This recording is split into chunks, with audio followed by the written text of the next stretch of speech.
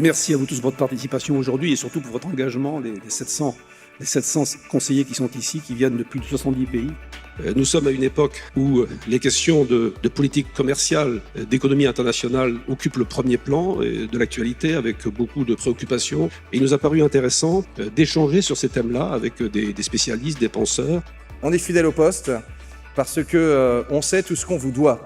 Et cette communauté de 4200 femmes et hommes, elle est précieuse à nos yeux. Vous connaissez Jean Bodin, le philosophe, qui disait « Il n'y a de richesse que d'hommes », et il avait raison. Ce type d'événement est idéal, non seulement pour pouvoir réfléchir aux grands thèmes du jour, mais également pour pouvoir faire le networking et le relationnel entre les CCE. Ça fait 40 ans que je fais de la politique. J'ai jamais vu le monde aussi dangereux qu'aujourd'hui. Mais la seule façon d'éviter qu'on passe de la brutalité à la violence, de la violence à la guerre, c'est de développer les échanges et de faire en sorte que l'on puisse se parler plutôt que s'affronter. On ne réussit pas tout seul dans ce monde interconnecté. Et on a besoin de votre dynamique pour ça. Il y a un certain nombre de défis qui attendent l'humanité et la France. Ou bien nous choisissons la coopération internationale, ou bien c'est le chacun pour soi. Monsieur Trump, c'est le chacun pour soi. Face à ça, nous avons évidemment à nous organiser.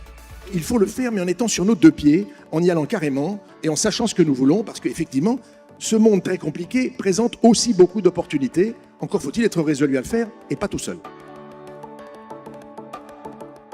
We are at a point in history where the change is so rapid that it is important to realize and take a look at where we are and where we're going. The way I view the world is that technology and innovation will solve the biggest problems we face today.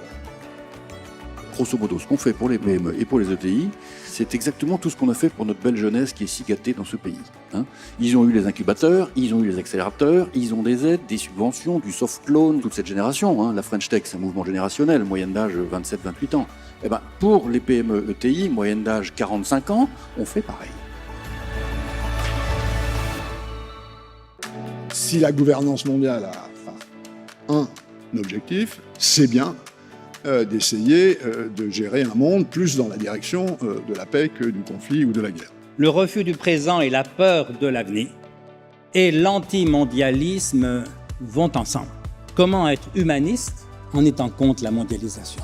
Si bien que la bonne question à se poser, ça n'est pas où allons-nous, c'est où voulons-nous aller? Le cœur de notre position, c'est de dire qu'il faut continuer à fonctionner dans un système multilatéral. Il ne faut pas s'engager tous dans la diplomatie à la Trump avec le rapport de force et puis j'essaie d'obtenir des avantages de court terme parce que je suis le plus fort et que je peux vous écraser. To have 4,000 ambassadors in 140 countries who are business leaders, who are promoting companies is a unique asset that not many countries have. In the United States, the image of France and French business has changed in real time. Maintenant, je pense que vous tous, 700 ici, vous avez sans doute l'opportunité d'être à votre façon, dans vos univers, dans vos industries, ces ambassadeurs de l'attractivité française. Pour moi, il est important qu'on reprenne confiance en nous et c'est en cours. Je trouve que quand on dit « France is back », c'est en train de revenir. On est bon en intelligence artificielle, on est bon sur nos valeurs, on est bon sur notre façon de voir le monde. Et si on commence à penser tous en cœur et qu'on fait de la coopétition, ça change tout. Hier soir, une soirée inoubliable dans un site que personne n'attendait et que personne n'avait pu imaginer avant.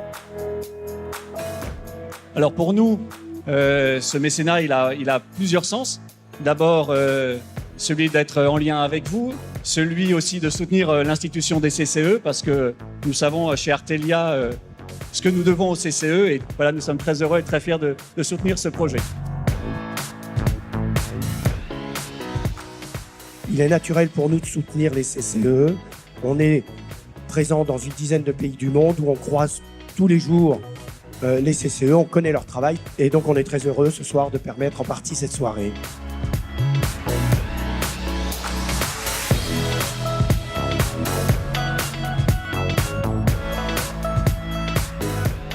Les CCE ont été remis, je pense, au centre du dispositif d'aide à l'exportation et j'espère qu'on y restera.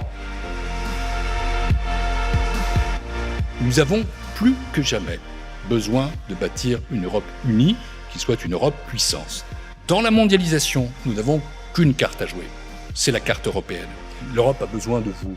Elle a besoin de bénévoles, d'hommes et de femmes qui donnent de leur temps, qui donnent de leur énergie, qui donnent de leur cœur. Merci à vous tous pour votre participation aujourd'hui et surtout pour votre engagement. Un bel événement, bien entendu, qui était, je pense, quelque chose d'important à faire. D'abord parce que c'est pas tous les jours qu'on a 120 ans. Heureux, fier et joyeux de ces 2 journées. C'est notre devoir de rayonner et d'être attractif pour les générations futures. Le ressenti est extrêmement positif, beaucoup d'échanges, des tables rondes extraordinaires, des intervenants qui ont passionné les gens. Mais j'espère qu'on se souviendra tous de cet événement et qu'on saura en profiter et tirer profit de toutes ces rencontres.